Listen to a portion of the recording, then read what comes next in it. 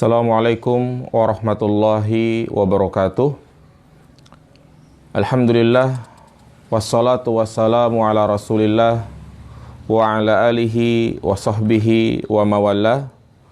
Ashhadu an la ilaha illallah wahdahu la syarikalah wa ashhadu anna muhammadan abduhu wa rasuluhu la nabiyya ba'dah. Allahumma salli ala Muhammad wa ala ali Muhammad. Amma ba'du, siswa-siswi kelas 11 akhwat SMP SMA Italia Islamic School. Pada kesempatan yang berbarokah ini, kembali kita akan melanjutkan materi fikih, yaitu bagian yang kedua dari pembahasan hukum seputar sholat berjamaah. Pada pertemuan sebelumnya, kita telah menjelaskan tentang hukum sholat berjamaah, ancaman bagi orang yang meninggalkan sholat berjamaah. Maka pada kesempatan yang berbarokah ini, kita akan membahas tentang permasalahan-permasalahan fikih yang ada di dalamnya. Yang pertama, yaitu hukum mengulang sholat berjamaah di satu masjid. Jadi misalnya di satu masjid ada 2 kali sholat berjamaah. Rombongan yang pertama selesai, kemudian datang jamaah yang kedua ingin mengerjakan sholat berjamaah. Apakah hal ini diperbolehkan atau tidak? Maka tentang hukum mengulang sholat berjamaah di satu masjid itu ada beberapa kondisi. Ada yang boleh, ada yang tidak boleh. Kondisi yang pertama, jika itu dilakukan secara terus-menerus dan hal itu dijadikan suatu kebiasaan. Artinya di satu masjid tersebut selalu ada 2 jamaah. Dan ini terjadi secara terus-menerus. Maka hukumnya tidak diperbolehkan. Hukumnya bertentangan dengan sunnah Nabi SAW. Karena beberapa alasan. Yang pertama, hal seperti itu tidak pernah dikenal di zaman Nabi SAW dan juga di zaman para sahabat. Yang kedua, di dalamnya terkandung perpecahan, perselisihan di tengah-tengah kaum muslimin. Seakan kaum muslimin itu tidak bersatu. Mendorong kepada kemalasan dan juga keengganan untuk hadir mengikuti sholat bersama jamaah induk bersama imam pertama. Dan juga alasan tidak boleh mengadakan jamaah yang kedua secara terus-menerus karena bisa jadi hal itu mendorong untuk menunda sholat dari awal waktunya. Jadi ini kondisi pertama, tidak boleh jika itu dilakukan secara terus-menerus padahal di situ ada imam rawatib. Kondisi yang kedua, yaitu bila mendirikan jamaah yang kedua itu tidak secara terus-menerus. Terjadi sesekali karena mungkin dia ada uzur, mungkin dia ketiduran, datang ke masjid, ternyata jamaah pertama sudah selesai. Dan datang beberapa jamaah yang lain, sehingga didirikanlah jamaah yang kedua. Maka dalam kondisi seperti ini, dengan catatan tidak terjadi secara terus-menerus dan bukan menjadi suatu kebiasaan, maka hal ini diperbolehkan. Sebagaimana keumuman sabda Nabi SAW, salatul rajuli ma'ar rajuli azka min salatihi wahdah. Salatnya seorang laki-laki bersama seorang laki-laki lainnya lebih suci daripada salatnya sendirian. Dan juga berdasarkan sabda Nabi SAW kepada laki-laki yang yang datang ke masjid setelah selesai sholat berjamaah, artinya sholat jamaah telah usai, dia baru datang. Maka Nabi SAW berkata kepada para sahabat yang lain, man yatasaddaqu ala hadza fa yusalli ma'ah. Siapa yang mau bersedekah kepada orang ini lalu sholat bersamanya. Faqama ahadul qaumi fa shalla ma'ar rajul. Maka seorang laki-laki dari kami bangkit lalu sholat bersama laki-laki tersebut.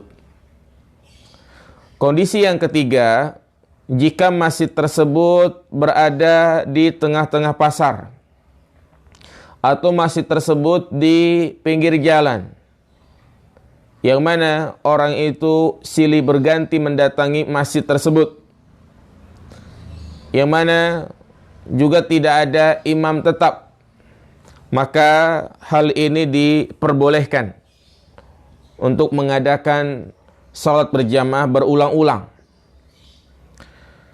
Misalnya, masjid yang ada di rest area, masjid yang ada di pinggir jalan raya, yang mana kita tahu orang itu datang silih berganti, maka hal ini diperbolehkan. Nah, jadi ini poin yang pertama, ya hukum mengulang sholat berjamaah di satu masjid. Poin yang kedua, yaitu apa hukum sholat sunnah ketika iqamah untuk sholat wajib telah dikumandangkan. Jadi apa hukum mengerjakan sholat sunnah sementara muazin sudah mengumandangkan iqamah? Maka tentang hukum sholat sunnah ketika iqamah sudah dikumandangkan, ada beberapa keadaan. Yang pertama, jika dia baru mau memulai sholat sunnah, dia datang ke masjid, hendak takbir mengerjakan sholat sunnah tahiyatul masjid atau sholat sunnah rawatib, sementara muazin hendak iqamah, maka dia tidak boleh melaksanakan sholat sunnah tersebut. Tetapi dia menunggu iqamah selesai dan langsung ikut sholat berjamaah bersama imam. Kenapa? Karena Rasulullah SAW bersabda, "Idza uqimatis shalah fala sholata illal maktubah." Bila sholat telah diiqamahkan atau apabila iqamah telah dikumandangkan, maka tidak ada sholat kecuali sholat fardu. Rasulullah SAW pernah melihat seorang laki-laki sholat, padahal muazin telah mengumandangkan iqamah untuk sholat subuh. Maka beliau bersabda kepadanya, "Atusholli subha arba'an?" Apakah kamu sholat subuh 4 rakaat? Ini keadaan yang pertama. Keadaan yang kedua, apabila dia dalam kondisi pada rakaat yang pertama, dia sudah memulai sholat. Ketika dia ruku di rakaat yang pertama, atau ketika dia membaca surat di rakaat yang pertama, dia mendengar muazin mengumandangkan iqamah, maka dalam kondisi seperti ini hendaklah dia membatalkan sholatnya. Hendaklah dia membatalkan sholatnya, ya, agar bisa sholat berjamaah bersama imam dan takbiratul ihram bersama imam. Karena ini yang lebih diutamakan. Kenapa? Karena Rasulullah SAW menyebutkan dalam hadisnya, barang siapa yang takbiratul ihram bersama imam 40 hari, maka dia akan dibebaskan dari 2 hal. terbebas dari api neraka, dan terbebas dari penyakit kemunafikan. Kondisi yang ketiga, kalau dia sudah berada di rakaat yang kedua. Misalnya dia sedang ruku, sedang sujud di rakaat yang kedua, maka hendaklah dia segera menyelesaikan sholatnya. Artinya jangan terlalu dilamakan, tapi dia meringankan sholatnya, ya, agar bisa mendapati takbiratul ihram bersama imam. 6. Ini poin yang kedua. Kemudian kita masuk kepada bab baru, masih berkaitan dengan hukum sholat berjamaah, yaitu hukum yang berkaitan dengan imamah. Siapakah yang berhak menjadi imam? Di manakah posisi makmum? Jika makmumnya 1 orang, 2 orang, siapakah orang yang haram menjadi imam? Dan juga siapa orang yang makruh menjadi imam? Maka kita akan bahas, ya, berikutnya, yaitu siapakah orang yang paling berhak menjadi imam? Siapakah orang yang paling berhak menjadi imam di dalam sholat? Baik sholat wajib maupun sholat sunnah lainnya yang disyariatkan dengan berjamaah. Rasul kita Muhammad sallallahu alaihi wasallam telah menjelaskan secara rinci tentang orang-orang yang berhak menjadi imam dan urutan-urutannya. Rasulullah bersabda, ya ummul qauma aqra'uhum li kitabillah, fa in kanu fil qira'ati sawa fa'lamuhum bisunnah, fa in kanu fi sunnati sawa fa aqdamuhum hijrah, fa in kanu fil hijrati sawa fa aqdamuhum silma. Hendaklah yang mengimami suatu kaum adalah orang yang paling bagus bacaannya terhadap kitabullah, yaitu Al-Quran. Lalu bila mereka dalam hal bacaan sama, maka yang paling mengetahui sunnah. Lalu bila mereka dalam sunnah sama, maka yang paling didahulukan adalah yang lebih terdahulu hijrahnya. Lalu bila mereka dalam hal hijrah sama, maka yang paling dahulu masuk Islam. Maka berikut urutan orang yang paling patut dan paling berhak menjadi imam sebagai berikut. Urutan yang pertama, orang yang paling berhak menjadi imam adalah orang yang paling bagus bacaannya, yaitu orang yang menguasai bacaan Al-Quran dengan baik dan dapat membawakannya secara sempurna. Tajwidnya, tahsinnya, makharijul hurufnya betul-betul secara sempurna. Bagaimana cara mengucapkan nun mati ketemu kha, nun mati ketemu, ya, huruf-huruf idgham ataupun huruf-huruf ikhfa, dia menguasai itu. Dan juga mengetahui fikih salat. Artinya dia mengetahui bagaimana kalau terjadi kesalahan di dalam sholat, tata cara sujud sahwinya seperti apa, jika terjadi penambahan, pengurangan, ya. Artinya ini yang lebih didahulukan, agar dia bisa membawa jamaahnya dengan baik dan benar. Nah, ini yang didahulukan. Maka bila ada 2 orang, yang pertama lebih bagus bacaannya, dan yang kedua kurang bagus bacaannya, tapi hafalannya agak banyak, ya, maka tentunya yang paling bagus bacaannya itu didahulukan. Kemudian urutan yang kedua, yaitu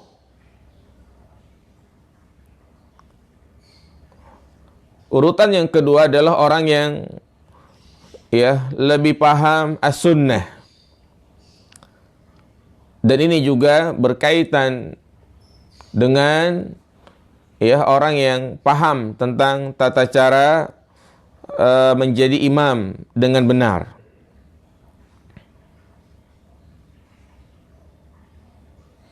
Iya. Jadi poin yang kedua adalah kemudian orang yang lebih faqih dan lebih mengerti sunnah. Bila ada dua imam yang sama dalam hal bacaan, namun salah satu dari keduanya lebih faqih dan lebih mengetahui sunnah, maka tentu yang lebih faqih ini, yang lebih mengetahui sunnah itu yang lebih didahulukan. Berdasarkan sabda Nabi, fa in kanu fil qiraati sawa fa'lamuhum bisunnah. Yang ketiga, yaitu kemudian orang yang paling dulu hijrahnya dari negeri kekafiran ke negeri Islam. Bila mereka sama dalam hal bacaan dan ilmu tentang sunnah sama, maka yang didahulukan adalah yang paling pertama hijrah. Kemudian yang keempat, jika itu semua sama, maka yang lebih didahulukan adalah yang pertama kali masuk Islam. Jika itu semuanya sama, maka yang didahulukan adalah yang paling tua. Sebagaimana Rasulullah SAW mengatakan, wal ya ummakum akbarukum, hendaklah yang paling tua dari kalian menjadi imam, sesepuh di kampung tersebut atau tokoh di kampung tersebut, maka dialah yang berhak menjadi imam. Dengan catatan dia mampu membaca Al-Quran dengan baik dan juga paham tentang tata cara sholat berjamaah. Bila semuanya itu terkumpul, artinya ada banyak orang yang bacaannya bagus, umurnya juga sama, dan yang lainnya, maka dalam kondisi seperti ini boleh untuk diundi. Dan yang menang dalam undian, dialah yang berhak menjadi imam.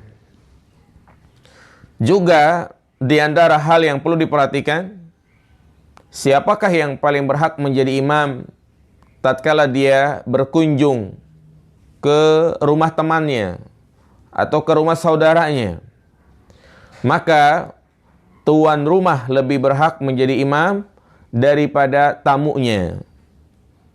Sebagaimana Rasulullah SAW bersabda, la ya'umanna ar-rajula fi ahlihi wala fi sultanih. Janganlah seorang laki-laki mengimami laki-laki lain pada keluarganya dan pada daerah kekuasaannya. Dan penguasa lebih berhak menjadi imam daripada selainnya. Dia adalah pemimpin besar berdasarkan keumuman hadis di atas. Demikian juga imam masjid atau imam rawatib, imam tetap, maka dialah yang berhak menjadi imam. Dan dia boleh mempersilakan orang lain menjadi imam. 6. Ini berkaitan dengan orang yang paling berhak menjadi imam. Selanjutnya, orang yang haram menjadi imam. Artinya ini orang tidak boleh menjadi imam. Haram, berdosa bagi dia. Yang pertama, wanita mengimami laki-laki. Berdasarkan keumuman sabda Nabi SAW, la yufliha qaumun walau amrohum imro'ah. Tidak akan beruntung suatu kaum yang menyerahkan urusan mereka kepada wanita. Jadi hukum asalnya wanita itu dimundurkan di belakang saf untuk menjaga dan menutupi mereka. Seandainya wanita dimajukan ke depan menjadi imam, maka hal itu bertentangan dengan dasar syar'i. Kecuali kalau dia bersama wanita-wanita yang lain, maka boleh. Tetapi kalau ada laki-laki, maka laki-lakilah yang menjadi imam. Walaupun laki-laki tersebut masih usia 10 tahun ataupun 9 tahun, yang penting dia sudah tamyiz dan mengerti tata cara salat yang benar, maka dialah yang berhak menjadi imam. Yang kedua, keimaman orang yang berhadas dan orang yang terkena najis sementara dia mengetahuinya. Makanya kalau dia sedang sholat kemudian batal sholatnya kentut, maka sudah dia harus membatalkan sholatnya, biar orang yang di belakangnya itu menggantikan posisi dia. Tidak boleh dia dengan menyengaja melanjutkan sholatnya. Ini haram. Yang ketiga, keimaman orang yang buta huruf. Orang yang tidak bisa membaca Al-Fatihah dengan benar. Terjadi lahnul jali, kesalahan yang sangat fatal. Tidak bisa membedakan huruf antara hamzah dan ain. Tidak bisa mengucapkan antara huruf ha, kha. Tidak bisa mentasdid dan yang lainnya. Sehingga tidak bisa membaca dengan hafalan dan tidak pula dengan bacaan langsung. Atau mengidghamkan huruf yang bukan idgham. Atau mengganti huruf dengan huruf lainnya. Atau salah dalam bacaan yang bisa mengubah makna. Maka orang seperti ini tidak sah menjadi imam. Karena dikhawatirkan dia mengubah arti yang ada di dalam Al-Quran. Apalagi kesalahan tersebut jika berkaitan dengan suratul Fatihah. Ya, ini menjadi rukun sholat, maka ia menyebabkan sholatnya itu tidak sah. Yang keempat, keimaman seorang yang fasik, ahli bid'ah, bila kefasikannya jelas dan mengajak kepada bid'ah yang mengkafirkan, seperti sholat di belakang orang-orang Syiah, Ar-Rafidah, yang jelas-jelas kekufurannya mengkafirkan para sahabat Nabi SAW.